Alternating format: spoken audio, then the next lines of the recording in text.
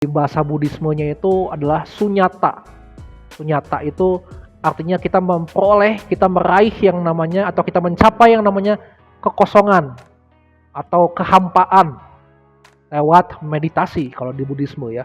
Nah, jadi orang-orang yang sudah berhasil pakai atau mencapai level ini, itu biasanya adalah orang-orang yang tidak lagi terganggu secara duniawi ya. Jadi sifat-sifat sombong, sifat-sifat angkuh, sifat-sifat ego, bahkan ingin balas dendam, itu sudah hilang.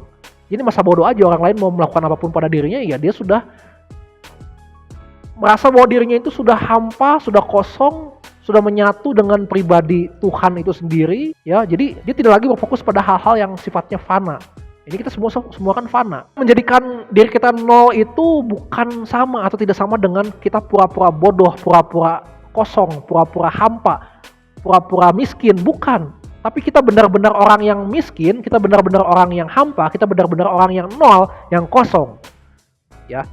Kalau orang-orang yang pura-pura itu dalam hatinya masih ada perasaan bahwa saya ini hanya pura-pura supaya kamu senang, gitu ya. Asal kamu senang ya saya nggak masalah. Tapi kalau orang yang benar-benar menolkan dirinya, mengosongkan dirinya, ya itu akan masa bodoh. Silahkan orang lain melakukan apapun pada dirinya, karena dia sudah tidak lagi terpaku, harga dirinya sudah lagi tidak terpaku kepada yang namanya harta, kefanaan di dunia ini. Dia merasa bahwa dirinya itu memang benar-benar nol, miskin di hadapan Tuhan Sang Pencipta langit dan bumi. Jadi apa yang mau disombongkan? Kalau kita cuma pura-pura bodoh, pura-pura miskin, itu justru kita jauh dari kata mengasihi orang yang sombong kepada kita. Justru sebaliknya, kita akan punya kesempatan untuk membalas dendam kita, bahkan berkali-kali lipat, bisa lebih kejam. Tapi kalau orang yang benar-benar menolkan dirinya, mengosongkan dirinya, nah ini orang yang sangat bisa mengasihi orang yang menyakiti hatinya. Dan dengan membuat diri kita itu nol, kosong, ya, kita melakukan ini kepada orang yang sombong kepada kita, itu justru akan menumpukan bara di atas kepalanya, ya. Seperti kata sabda Tuhan gitu ya. Kalau kita memberikan makanan, kita memberikan kasih sayang kepada orang-orang yang menyakiti kita, itu sama dengan kita menumpukan bara sehingga orang itu akan bertanya-tanya, kenapa kok orang ini padahal udah saya sakitin gitu ya, udah saya lukai, kok dia malah membuat baik kepada saya. Dia akan sadar sendiri, dia akan refleksi. Dan ini memang sangat-sangat sulit dilakukan. Kenapa? Karena manusia pada dasarnya tidak ada yang nol. Orang paling miskin di dunia ini, setidaknya dia punya kelebihan. Entah itu kepandaian, entah itu keterampilan, entah itu relasi sosial yang banyak, yang hebat, lebih hebat daripada orang-orang yang kaya sekalipun. Entah dia punya kesombongan dalam hal relasi dengan Tuhannya, dia merasa sangat dekat dibanding dengan orang-orang yang kaya. Jadi tidak ada yang terakhir benar-benar dengan nol, dengan kosong. Lah terus bagaimana cara kita melakukan itu atau mencapai nol dalam hidup kita, mencapai kosong dalam hidup kita, mengosongkan diri kita? Kita harus punya teladan hidup kita. Dan tidak ada tokoh yang benar-benar kosong, benar-benar nol. Malah kebanyakan tokoh itu memberikan value dirinya itu pada kekuasaan yang dia punya.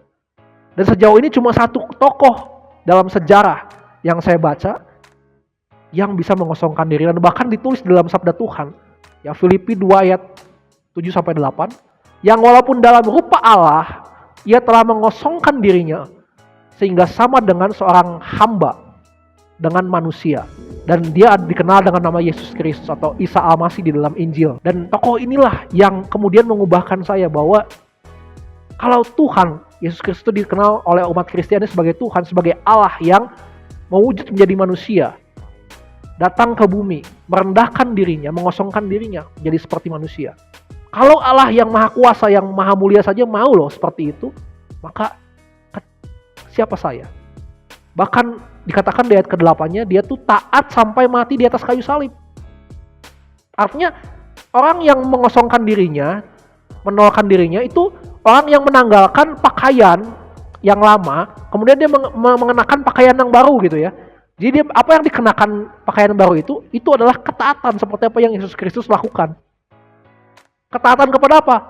Kehendak Bapa. Saya berkali-kali katakan dari sabda Tuhan ya, bahwa kehendak Bapa adalah supaya setiap orang yang melihat, mendengar siapa itu Yesus Kristus, itu percaya dan bahkan nanti akan dibangkitkan pada hari penghakiman.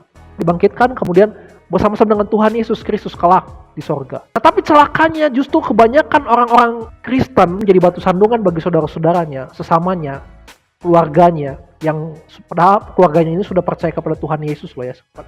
Dia keluarganya ini Kristen. Tapi malah jadi batu sandungan.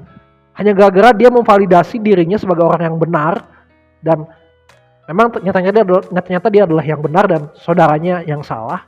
Tapi dia tidak mau rendah hati, duluan minta maaf, dia lebih mementingkan gengsinya gitu ya. Sehingga apa? Saudaranya itu yang sudah percaya Tuhan Yesus malah mundur, malah menjadi murtad. Ketika mereka murtad, nanti kita malah nyalahin mereka, oh mereka sih memang jarang ke gereja, mereka sih wajar gitu ya, nggak pernah baca Alkitab, padahal mereka itu sebenarnya kecewa karena kita. Nah inilah yang sering banyak terjadi, yang tidak disadari. Nah, dan kadang kita ini yang tidak kita sadari juga, kalau kita itu ya sobat semua, memvalidasi, membela diri ya, itu bukan karena kehendak Bapa, tapi motivasinya adalah karena ingin kita itu dinilai orang adalah orang yang benar, adalah orang yang punya karakter yang wibawa yang benar dan tidak pernah salah gitu ya. Bukan motivasinya adalah supaya orang lain itu mengenal Tuhan Yesus, supaya orang lain itu bertobat, tapi supaya orang lain menilai kita adalah orang yang benar. Nah ini motivasi yang salah, yang keliru. Jadi bertobatlah kalian yang punya motivasi seperti ini. Karena sebenarnya motivasi yang benar tadi dikatakan adalah supaya kita menaati kehendak Bapa, yaitu supaya orang lain percaya, mengenal, bahkan nanti supaya orang lain, keluarga kita, saudara-saudara kita yang mengenal Tuhan Yesus itu dibangkitkan sama-sama dengan kita, hidup bersama-sama dengan kita kelak di surga, di kerajaan Allah, di Yerusalem yang baru. Itu goalnya, itu tujuannya. Semoga dengan apa yang sudah saya bagikan ya sobat semua, ini boleh makin membuat kita semakin rendah hati, be humble, juga semakin mendekatkan kita kepada Tuhan ya. Dan bahkan kita menjadi berkat, dampak bagi orang-orang di sekitar kita. Salam hangat buat keluarga tercinta, salam toleransi, dan Tuhan menyertai, memberkati kita semua.